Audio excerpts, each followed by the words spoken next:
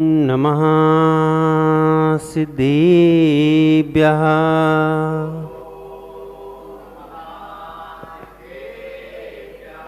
ॐ नमः सिद्धेभ्यः।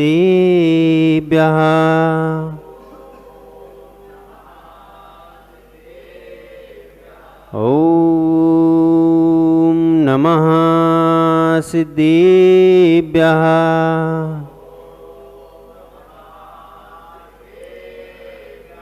आदिम तीर्थंकर प्रभो आदिनाथ मुनिनाथ, आदि व्याधि आदि मद मिटे तुम पद में मम मात। व्यस का होता अर्थ है दयामयी शुभधर, वृष से तुम भरपूर हो वृष से मिटते कर्म।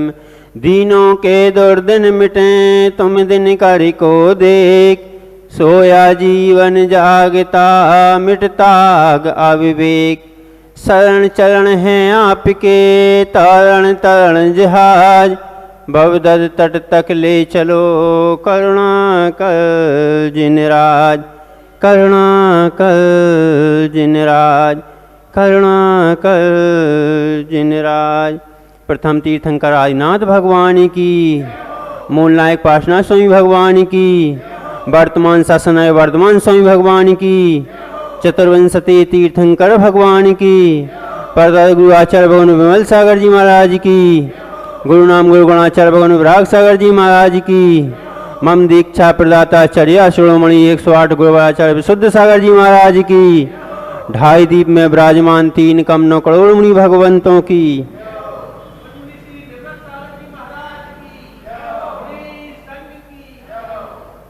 बंधुओं,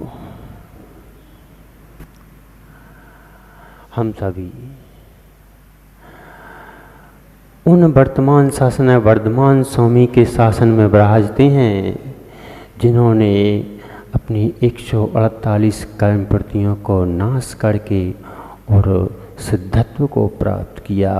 उन वर्तमान शासन नायक भगवान महावीर स्वामी के शासन में सभी विराजते हैं। उन्हीं की देशना के अनुरूप अपन ने देखा था, अमित गति आचार्य भगवंत ने लिखा है कि जब अपन ने पिछले समय देखा कि पुत्र आदिकों के साथ भी इसका एक नहीं है। अरे उनका तो क्या, जब मनुष्य के शरीर में जो रोमखंड है वह भी उससे अलग हो जाता है, ऐसा उन्होंने बताया था। अब आगे देखते हैं और क्या कह रहे हैं। आगे कहते हैं आचार्य भगवान अमित गति स्वामी जी महाराज कि संयोग तो दुख मनेक भेदम यतुष्णतु जन्मने सह्यम ततस्त्र दसो परिवर्तिनियो ये आसुना निर्वृत्ति मात्मीनी नाम। क्या कह रहे हैं? संसार में अगर जीव दुख भोग रहा है तो वह किसी स्वयं के कारण नहीं भोग रहा, वह बाहरी वस्तुओं से जब संयोग करता है तो उस संयोग के कारण ही वह दुख भोगता है। जितनी भी जगह अगर दुख भोगा है तो वह बाहरी वस्तुओं के सहयोग पाकर के ही उसने दुख भोगा है, स्वयं के कारण दुख नहीं भोगा। स्वयं में इतना, क्योंकि स्वयं में जब तल्लीन हो जाएगा, स्वयं में जब लीन हो जाएगा तो वह चिंतन किसका करेगा? आत्मा का चिंतन करेगा। लेकिन जब वह बाहरी वस्तुओं में अपना मन लगाता है, बाहरी वस्तुओं की ओर जब आकृष्ट होता है, तब दिन रात सुबह स्वभावों से मेरा व्यापार चला करता, शुभ और अशुभ की ज्वाला से झुलसा है मेरा अंतस्थल। किससे? जो बाहरी वस्तुएं हैं उनमें मेरा राग जाता है, उनमें मेरा द्वेष जाता है, उनमें मेरा क्रोध जाता है, उनमें मेरा मान जाता है। और जब यह सब चीजें विघटित हो जाती हैं, उसी में लीन हो जाती हैं, तो इस शरीर को दुख भोगना पड़ता है। अरे यह शरीर तो फिर भी ठीक है, जीवात्मा है, इस शरीर को तो ठीक है, पुद्गल को भी दुख भोगना पड़ता है। वह भी अगर प्रदीप जी वह भी अगर किसी का संयोग पा लेते हैं तो उसको भी दुख भोगना पड़ता है, उसको भी पिटना पड़ता है, उसको भी कुटना पड़ता है। आचार्य भगवंत परमात्मा प्रकाश में योगेंद्र देव स्वामी जी लिख रहे हैं कि जब जब जब दूसरे के सहयोग में, पर के सहयोग में संपर्क में आता है कोई भी, तो उसको पिटना ही पड़ता है। लोहे को भी पिटना पड़ता है, उसको भी ताड़ित होना पड़ता है, उसको भी दुख भोगना पड़ता है। कब? जब वह अग्नि के संयोग में आता है, जब वह अग्नि में प्रवेश कर जाता है, जब वह अग्नि को अपने अंदर में प्रवेश कर लेता है, जब वह अग्नि को अपने में धारण कर लेता है, तो वह उसको पिटना पड़ता है। और ऐसा नहीं पिटना पड़ता, ऐसा नहीं पिटना पड़ता, ऐसा पिटना पड़ता है कि जिस रूप में वह लोह पीटिया यानी लोहार जिस रूप में उसको परिणत करना चाहता है, जिस रूप में उसको वह ढालना चाहता है, उस रूप में वह लोहा भी ढलना पड़ता है उसको, वह उस रूप में परिणत हो जाता है। किसका संयोग पाया?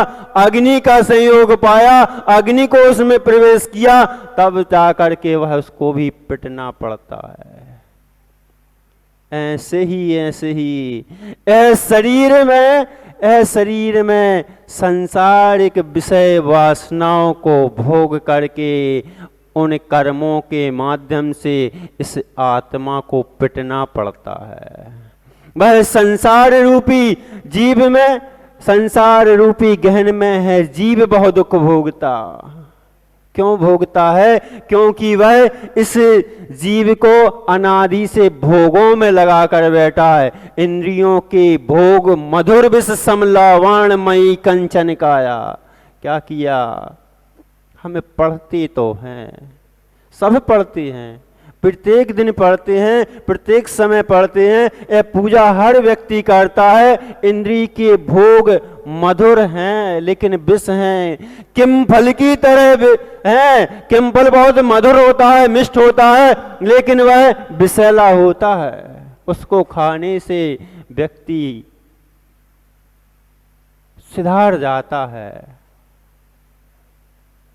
इस संसार में ऐसे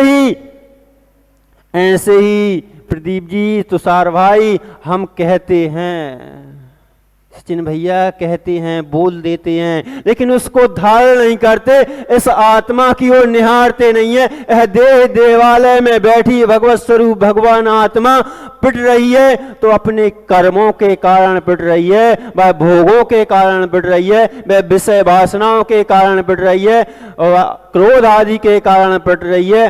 अरे सामान्य जीव की तो बात ही क्या, सामान्य जीव की तो बात ही क्या।